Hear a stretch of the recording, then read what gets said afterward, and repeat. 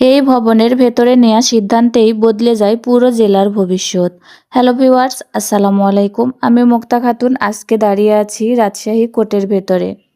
এটা শুধু একটা ভবন নয়, এটা রিটার্নিং অফিসারের কার্যালয়, আর পাশেই জেলা প্রশাসকের কার্যালয়, রাজশাহী কোর্ট।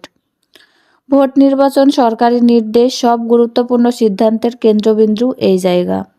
হাজার মানুষের ভিড়, আইনজীবীদের ব্যস্ত পা, ফাইলের শব্দ আর নীরব দায়িত্ব, সব মিলেই চলে রাষ্ট্রের নিয়ম।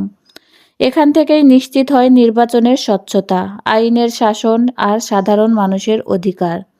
রাজশাহী কোর্ট এলাকা শুধু স্থাপনা নয়, এটা দায়িত্ব, এটা ন্যায় বিচার, এটা বাংলাদেশের প্রশাসনিক হৃদয়। এই অফিসের একটিমাত্র সবই বদলে দিতে পারে হাজার মানুষের ভবিষ্যৎ। এখানে ভুলের সুযোগ নেই, কারণ সিদ্ধান্ত আসে পুরো জেলার জন্য। কোর্ট এলাকা মানে শুধু মামলা নয়, এখানে চলে দেশের প্রশাসন।